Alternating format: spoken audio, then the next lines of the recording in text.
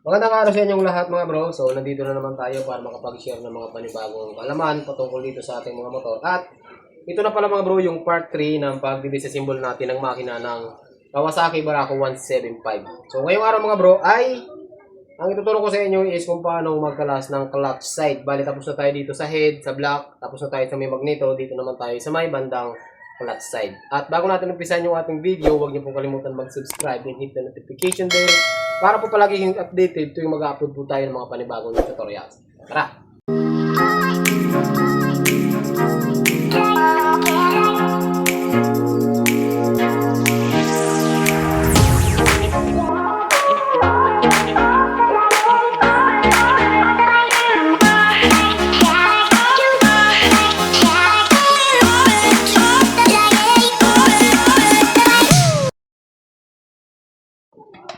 Sa pagkakalas mga bro ng clutch side, ang kailangan nyo lang tanggalin itong lahat na 8mm sa gilid. Yung oil filter kahit hindi na, okay? Yung filter tsaka oil filter kahit hindi na. Ito, maluwag na to, gawa nung dito nakakabit yung ano mga bro, dito nakakabit yung ating clutch. Yung lagay ng clutch holder natin. So, dito po nakakabit yun, no? Okay, so tanggalin natin to. Gamit nyo dito mga bro ng magandang ano, kapag ka nabusalsal to, problema. Dapat magandang tool. Yan. Malaking nyo lang ito lahat. Iyan o. Iyan o. Yan. Tigas ah. Hindi ka nakakuha ang impact. Bako ang impact no. Matigas boy. Okay. Matigas yung isa. Ayaw yata magpakalas. Yan. Okay. Tanggal ka na ngayon. Yan. So, magpalit tayo ng impact mga bro dahil pangit yung impact. I-charge mo yung battery, no? Yan. Tanggalin natin to lahat mga bro, ano? Lahat ng 8mm sa gilid. Malasin natin. Ito. Okay? So, pagkatapos nyong makalas to, pupukin nyo lang natin yung bahagya. Yan o. Yan. Ito, meron pa. Yan. Uy, may langis pa. May langis pa.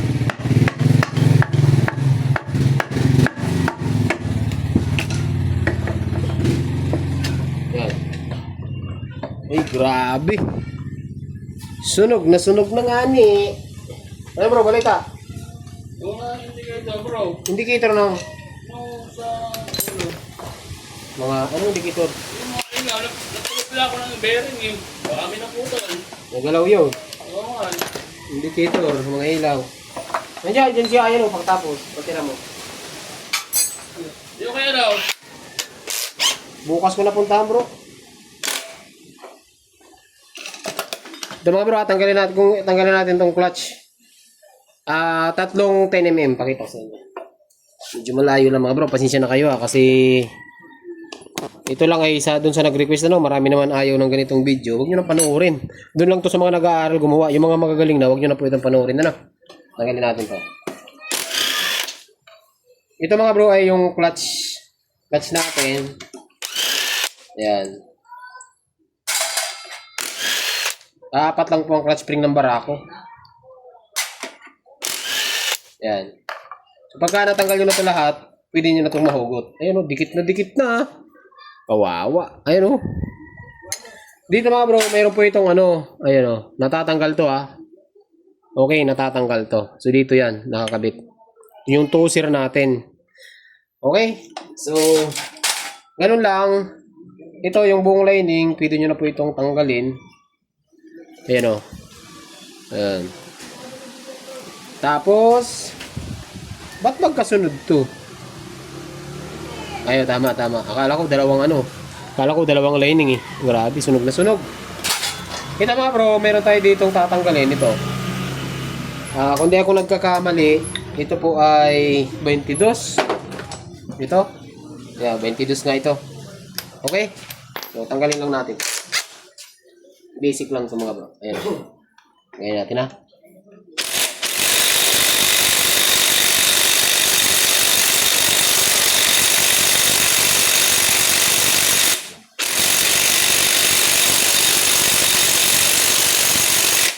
Ayun lang, matigas na naman kalasin.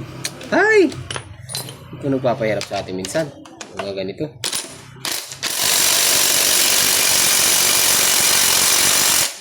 Matigas! Ang gawin natin dito mga bro, manumanuhin natin ano. So itong 19 unahin natin. So kuha lang kayo ng katulong, pakalang nyo dito. Tapos tirahin nyo ng manumano. Para matagal kasi hindi kaya ng impact eh. Ayan o, tigas diba? Yan. So maluwag na, pwede natin yung marilin. Ang problema yung isa. Doon natin matatanggal yun. Ito, makalas na to. Ayan o, kita nyo. Malambot lang yan. Buy. Ayan o. Tanggalan natin yung ano, 19. So merong washer dito. Yan. Huwag nyo kakalimutan yan. Aha. Tapos, ito mga bro, kailangan natin matanggal to. Diskartehan muna natin ha. Ay, gamitan natin ito mga bro ng medyo malakas-lakas na power. Hindi kaya ng impact natin, no? Ayos ah. Tunog baril. Gula. Ay, tunay. Yan, saglit na mga bro. Tanggal na, oh. Yan. 22mm. May washer po yung nakasama.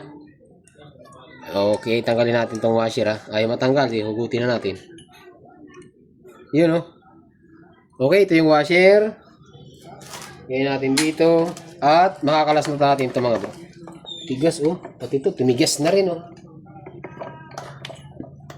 Agoy. Ito mga bro, may mga ano na kasi oh. Aribaba. Ayun oh. Yan, okay, yan.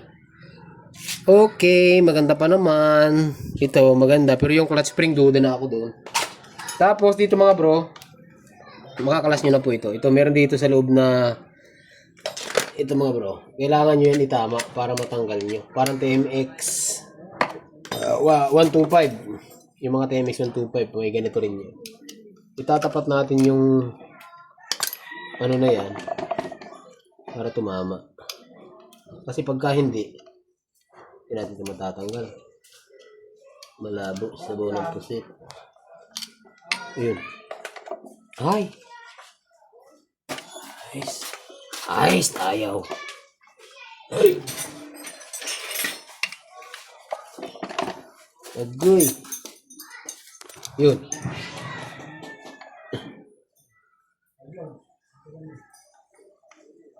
Bah. Buro na kasi ano eh. Hindi naman dapat dito mahirap mga bro. Ang problema kasi nito, ano eh. Yung mga dumi, nung parang nagbibilog-bilog. Eh, no? Ay! Paano nangyari? Kailangan kaya natin ng magnet sana. Ayun. Hindi nakapasok eh. Dalawang flat screw. Ito tayo, dalawang flat screw. Ayaw, gamitin natin mga bro ng long nose para pumasok. Ayun, no? Yan, pasok na yan, mga bro. Yan. Ito yun. Washer. Parang stopper. Saka nyo mahugot yung clutch. Tigas pa, di ba? Ay. Nangyari dito. Puro na mga ano. Puro na dahil sa dumi. Kailangan pumpukpukin pero hindi dapat ganito mga bro. Yan o. Alam niyo kung bakit yan ito? Dahil sa mga ano, mga dumi. Ayun, daan-daan lang yung pagpukpok nito. Kasi pag napalakas ang pukpok nyo, basag yan. Yan, ito po yung clutch housing ng Badja. Kawasaki, no? Kasi ito mga bro, makakalas nyo na po ito. Ito dito, mayroong kunya. Ayan o. Okay, mayroong kunya. Bali, maliit. Yung, pakita ko sa inyo isang kunya. Para magkaroon kayo ng idea. Ayan o. Ito. Dalawang kunya. Yung malaki dito yan. Yung maliit. Doon yun sa may magneto. So, pwede nyo yung pagsamahin sa may magneto. Doon nyo ikabit para may magnet. Kasi pag nawala, patay na naman tayo nito. Okay? Gamit niya dito mga bro ng circlip remover. Ayan o. Meron naman butas to. Ito naman, madali lang naman to mga bro. Ayan. Ipasok niyo yan sa butas. Pwedeng long nose or kung wala kayong pang eto tayo. Buti dito malbos. Ayan. Okay. Circlip. Bago nyo makalas to. Makakalas nyo na to. Ito mga bro yung lagi nasisira sa barako. Isa ito sa mga issue ng barako. Ito yung idle gear. Idle gear. Ayan o.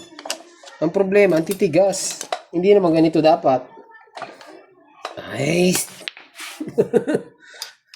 Nice. Chinese na. Bakit? Yan. Yun. So ito mga bro yung ginagawa nating steel bushing kasi ano lang to eh. Ano ba yan? Ay makisama. Mahaba tuloy yung video natin dito mga bro sa clutch. Ayaw kasi makasama yung mga pisa eh. Yan. Yan mga bro. So kapag ka natanggal nyo yung lock. So ito po yung idle gear natin. Wala pa naman tama. Tapos parang pinalitan na to kasi tanso to eh. Ngayon idle gear na siya. O ano siya parang tanso na. Ay hindi na tanso. Ay oo nga. Pinalitan na nga. Halata naman eh. Lagpas nga eh. Para siyang tubo. Parang siya machine shop na to dinali. Okay. So sunod dito mga bro. Itong kicker. Madali lang din naman to. Kailangan nyo lang ito yung pinakalock nyan. Tanggalin nyo lang yan mga bro. Hugutin nyo lang. Ay, matigas siya. Ayan, ito na. Ayan o. Pagka tanggal nyo yan, ayun, ganun lang. Simple lang. Mahuhugot nyo na to. Ayan. Tapos, wag nyo kakalimutan, meron po yung washer sa ilalim. Kukunin nyo yan para hindi mawala. Balik nyo dito. Kasi pagka pinabayaan nyo, pag naglinis kayo, gasolina, nalaglag, patay. Okay? Ito, pwede nyong tanggalin mga bro. May ano lang naman dito, ayan o, collar. Ito tanggalin nyo to.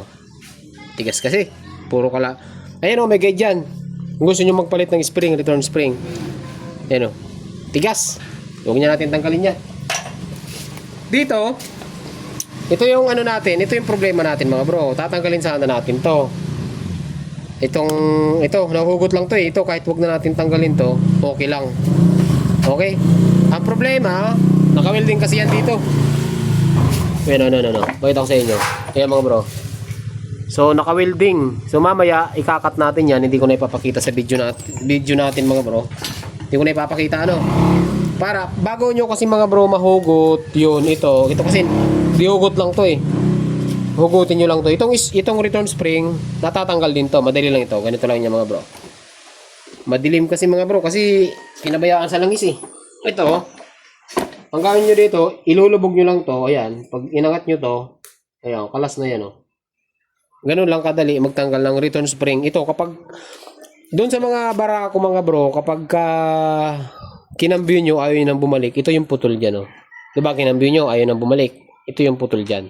Return spring ito ng cambio natin. Okay? Tapos, mahuhugot nyo sana to. Kaso nga, hindi natin mahuhugot yan mga bro. Kasi nga naka-welding. So, puputulin muna natin, grinderin muna natin yon.